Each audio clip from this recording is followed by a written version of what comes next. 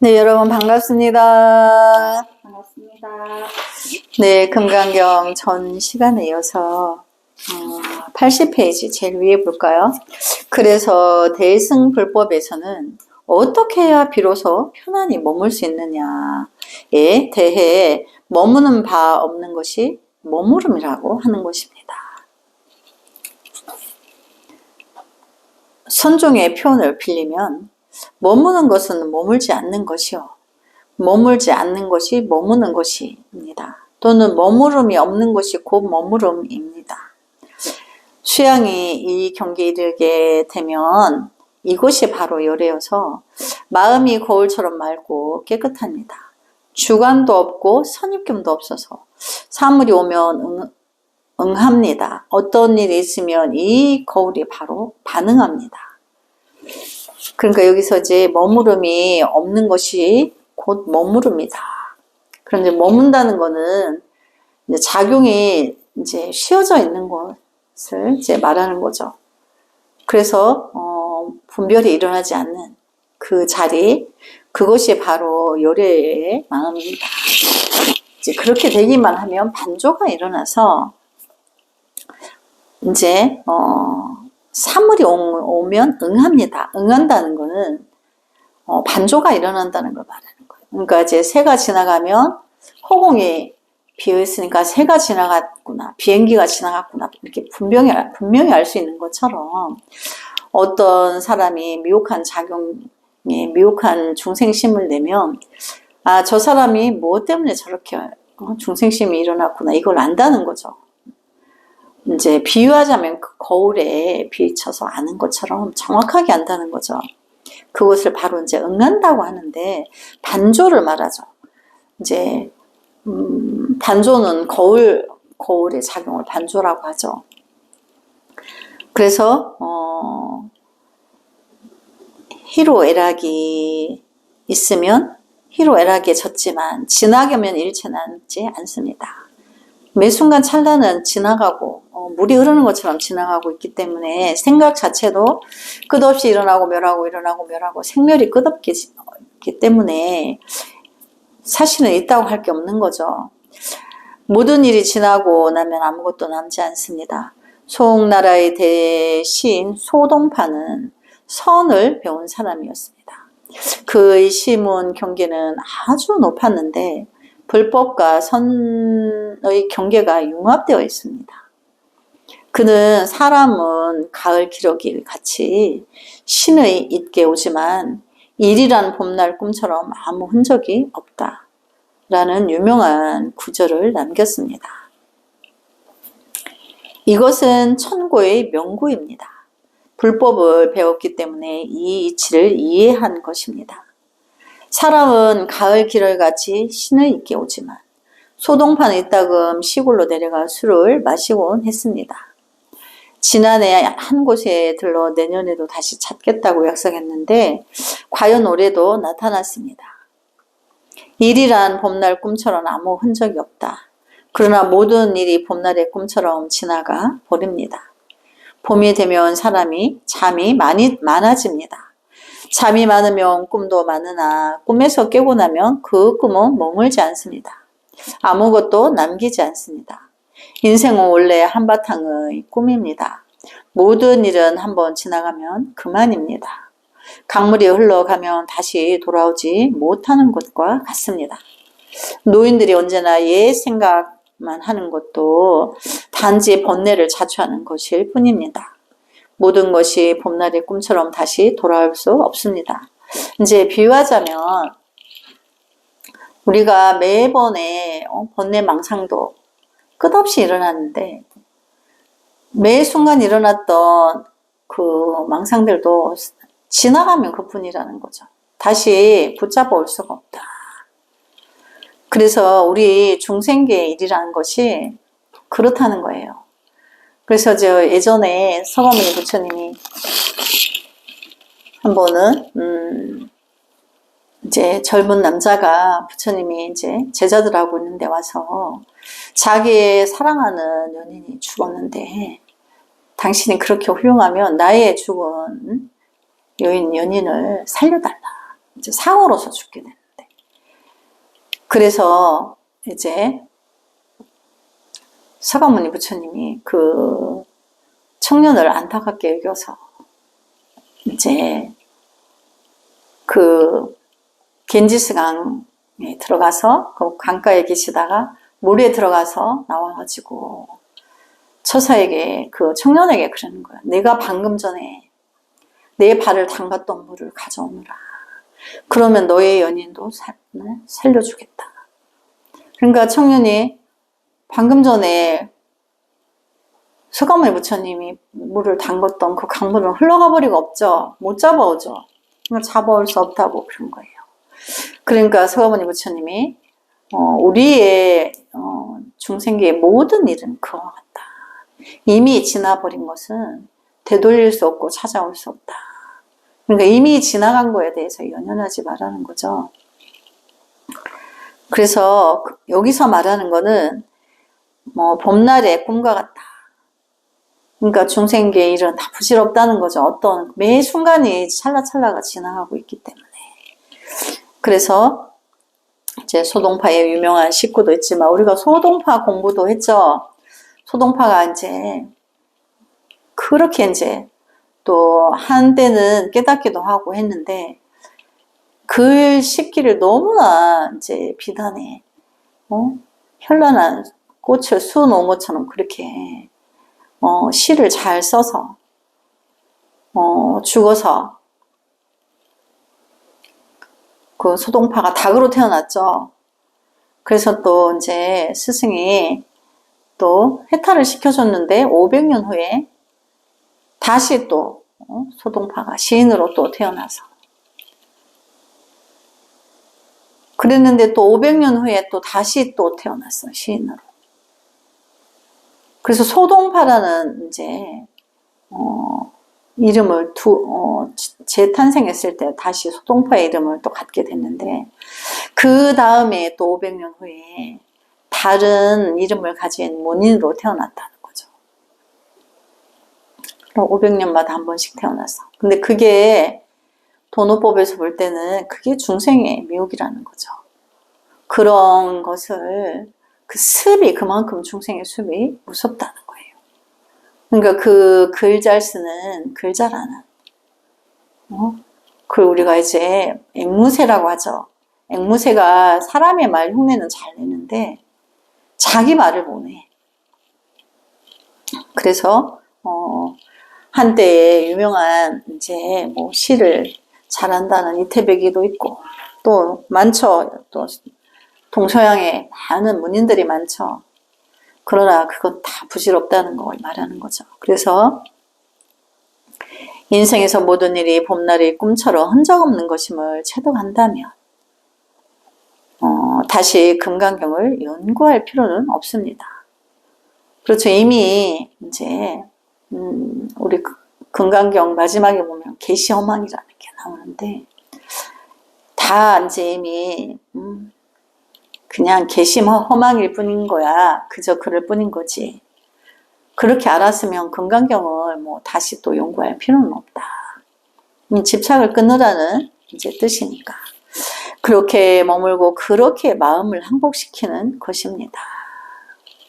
본래란 본래 공입니다.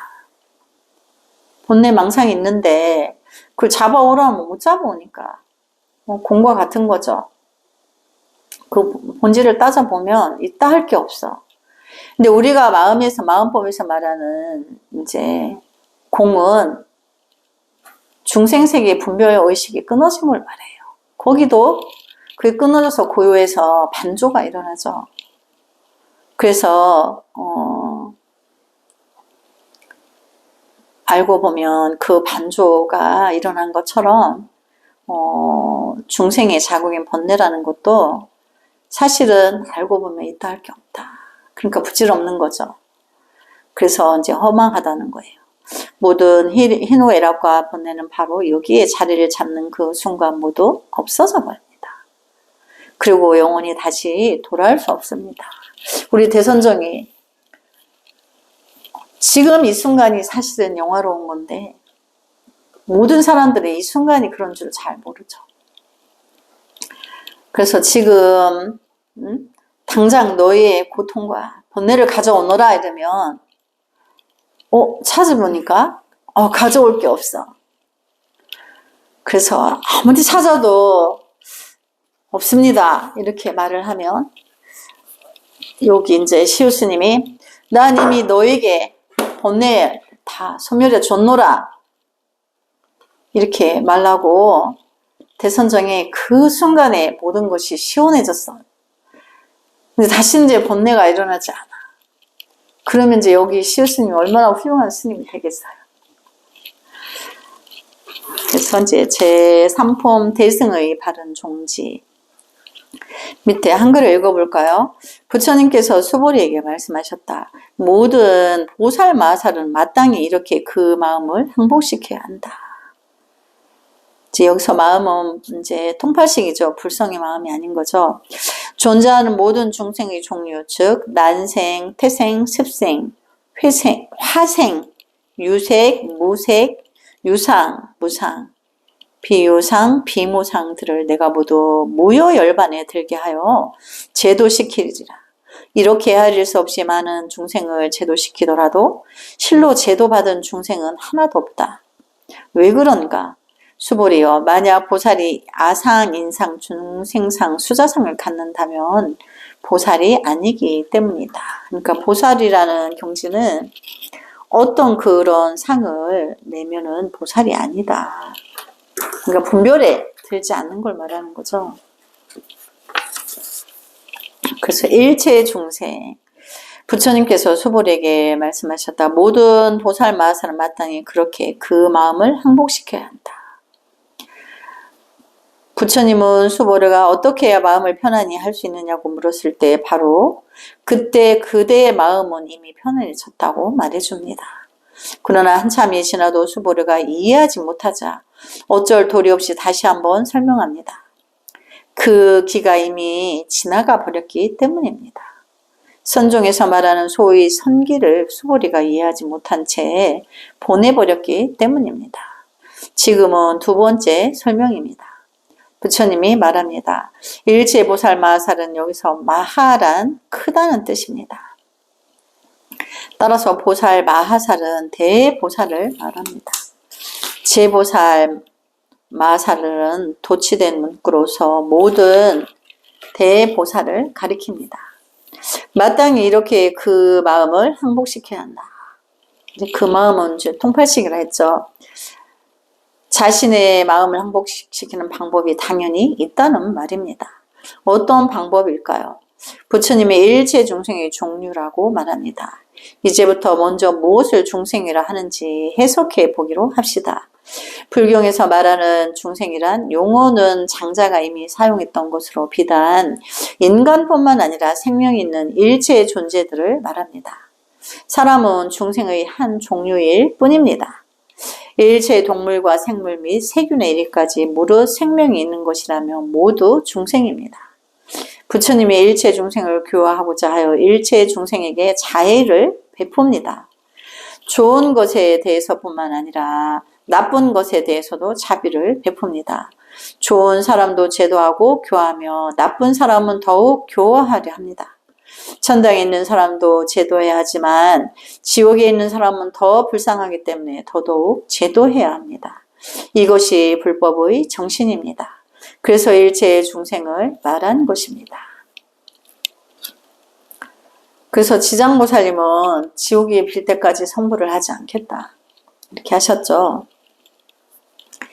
일체란 특정 범위가 있는 것이 아니어서 어떤 것도 그 속에 다 포함됩니다.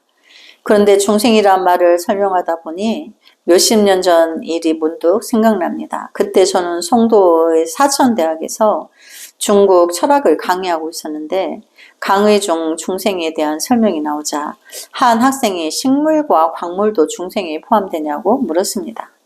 저는 그것은 중생 속에 부속되는 것이지 중생 자체는 아니라고 했습니다.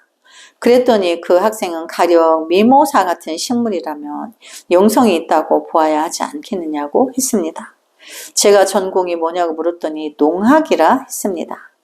저는 그에게 농학을 전공하는 학생이 어떻게 그런 질문을 할 수 있느냐고 반문했습니다.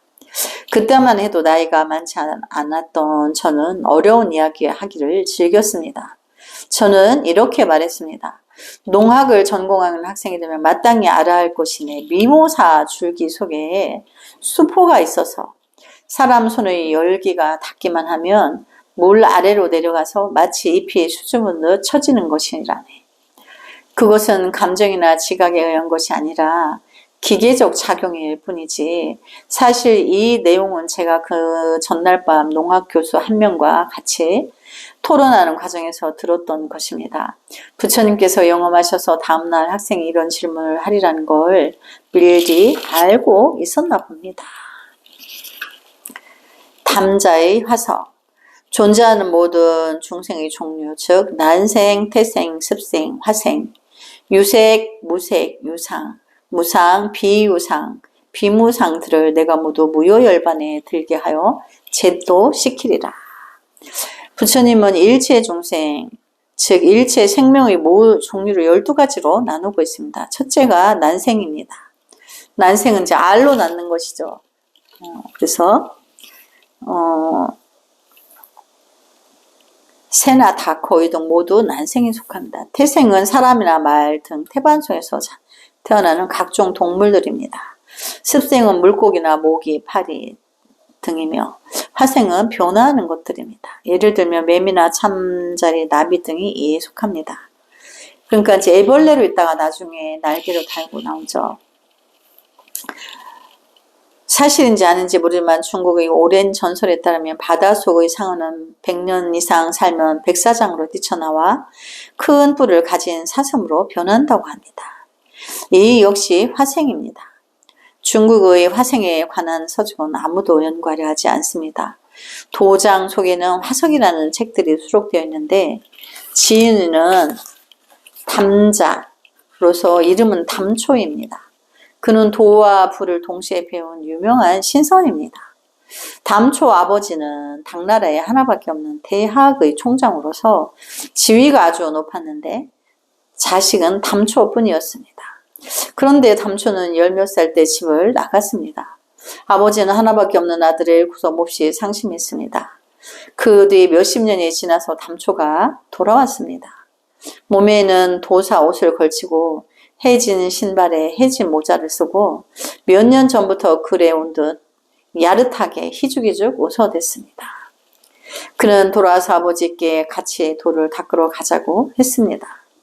담자는 도가에서 유명한 인물로서 학문 역시 아주 뛰어났습니다. 그는 화서에서 우주 생명의 변화를 자신에게 제어할 수 있으며 사람은 영원히 살 수 있다고 주장합니다. 그렇다면 그는 또 영원히 살 수 있을까요? 그가 우리는 있는 대로 쫓아오더라도 우리가 그를 알아보지 못할지 모릅니다. 후에 사람들이 돌을 어떻게 닦느냐고 묻자 그는 다음 같은 시 한 수로 대답했습니다. 이 시는 마치 금강경의 구절처럼 간단하며 선종의 경계에 들어서 있습니다. 양자강의 실 같고 하늘이 부채 같으니 끌던 신발을 동쪽 바닷가에 던져버린다. 동네로 가는 길 멀지 않으니 단지 담초의 지팡이 앞에 있을 뿐이다. 그는 말합니다. 전 우주가 이렇게 작습니다. 양자강의 실과 같고 하늘이 부채만 합니다. 사패는 옛날에 신던 일종의 슬리퍼로서 뒤가 트여 질질 끌고 다녔던 신발입니다. 사패는 이제 더 이상 필요 없어 동해 바닷가에 버려버립니다. 복리는 도가의 신선 경계를 나타냅니다. 이 신선 경계는 멀리 있는 것이 아니라 바로 여기 있습니다. 바로 담초가 짚고 선 지팡이 앞에 있습니다. 이것은 부처님이 수불에게 말한 마땅히 이렇게 머물며 그 마음을 항복시킨다라는 말과도 같습니다. 그러니까 본래를 의뢰하면 바로 의뢰하는 찰나에 없어진다는 거죠. 그거는 이제 그 자리에서는 의뢰했을 뿐이지만 우리가 그 찰나마다 이제 이게 그렇게 생긴 거구나 이렇게 알아. 내가 이거를 의문을 가지고 있구나. 이렇게 내가 알아차리는 찰나에 그것이 없어진다는 거죠. 이런 거는 좀 없어졌으면 좋겠는데, 이런 거 왜 이렇게 불편하게 이런 게 왜 있을까? 이렇게 하는 찰나에 내가 의문을 이제 던지고 있는 찰나를 알아차리면 바로 그 자리가 또 여기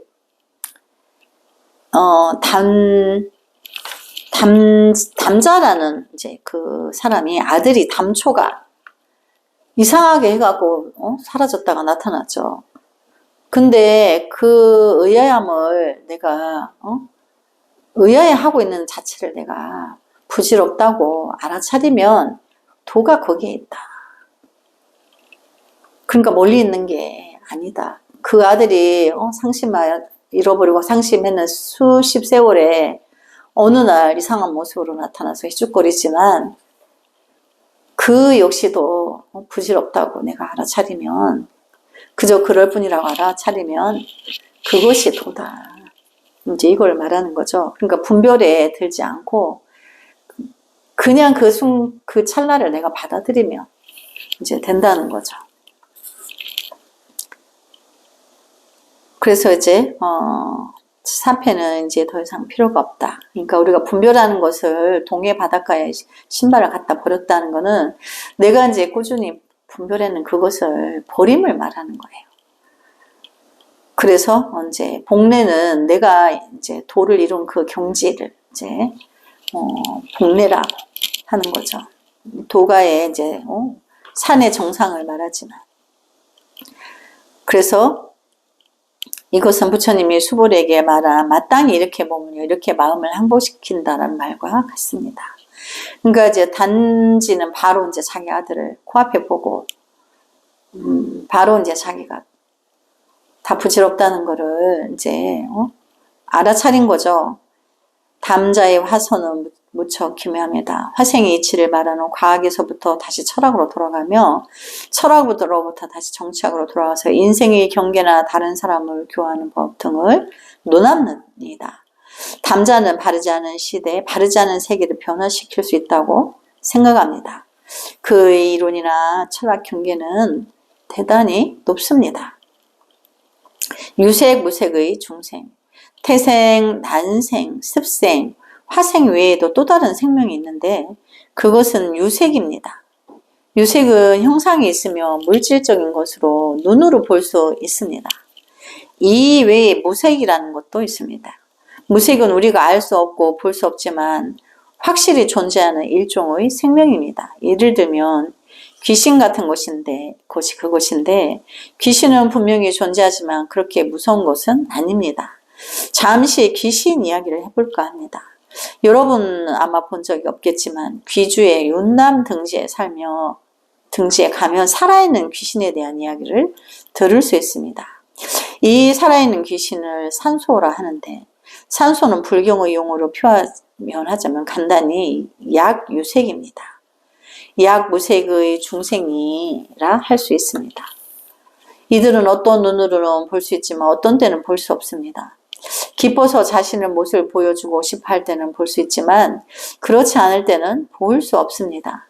산속을 걸을 때 길을 걸는 발자국이 우리와 반대로 발가락 쪽이 뒤로, 발꿈치 쪽이 앞으로 생기면 근처에 산소가 있다는 것을 알 수 있습니다. 산소는 이제 귀신을 말하는데 때로는 보이고 때로는 안 보인다는 거죠. 그래서 약유색, 약무색이라 보였다 안 보였다 하는 거를 이제 그렇게 불법에서 그렇게 분리하는데 발자국이 반대로 돼 있다는 거죠. 그래서 이제 그러면 내 옆에 그 산소라는 귀신이 있구나 이렇게 알아차리면 된다는 거예요. 그래서 이들은 예의를 아주 중시합니다. 거기다 또 예의까지 있다네. 여러분이 이때 야 저기 귀신 있네 라고 해서는 안 됩니다. 이런 경우는 봉변을 당하기 십상입니다. 반드시 저기 산 선생이 계시는구나 이렇게 이야기해야 합니다. 왜냐하면 존중을 받아야 된다는 거죠. 귀신이. 그러면 그는 이 사람이 예의를 아는구나 생각하고 귀찮게 굴지 않습니다. 무슨 말인지 알았죠? 깊은 산행을 하게 돼 이제 살다 보면 근데 같이 이제 눈 온 길을 걷고 있는데, 발자국이 거꾸로 돼 있어. 보였다, 안 보였다 하는데. 그럼, 산 선생님이 계시는구나. 이제 정중해야 된다는 거죠. 근데, 잊어버릴 것 같은데. 기억이 안 날 것 같아. 산속에 사는 이 산소는 아주 재미있습니다. 그들은 무슨 일이 있으면 냄비와 밥그릇 등을 빌리러 사람 집으로 쫓아갑니다. 키도 작고 아주 못생겼는데 발은 앞뒤가 뒤바뀌어 있습니다. 그들의 말은 우리가 알아들을 수 없지만 손짓으로 자기가 필요한 것을 알려줍니다. 그곳에 산 사람들은 이들을 모두 압니다. 산에 사는 그들은 안다는 거죠, 이들을. 마음씨가 고약한 사람들은 미리 준비해 두었다가 이들을 골려주기도 합니다. 어떤 것을 준비하느냐고요? 종이 냄비와 종이 그릇입니다. 그들은 몹시 기뻐하며 이것을 빌려다가 불에 올려놓으면 맹골 대본에 다 타버립니다. 그렇지만 산소는 대단히 신의가 있습니다. 왜 냄비가 없어졌는지 알지 못한 채 부잣집에서 몰래 그릇을 들고 와서는 빌린 집에 갖다 줍니다. 그렇지만 그들은 100마일 이내에서는 도둑질을 하지 않으며 외지로 나가 그릇을 훔쳐옵니다. 산속에 사는 가난한 사람들이 이렇게 귀신을 속여 먹습니다. 이것을 보면 정말 나쁜 것은 사람입니다. 귀신조차 속여 먹습니다. 근데 몰랐던 이야기인데 너무 재밌네요. 그래서 이제 그런 게 있다고 이제 전설적인 이야기를 해주시는 거죠. 이해를 도와주기 위해서. 네, 그래서 이제 오늘은 이제 여기까지 공부하고 이제 다음 시간에 이어서 해야 되겠습니다. 나무 소가모니 불 성불하지 않겠습니다. 성불하지 않겠습니다.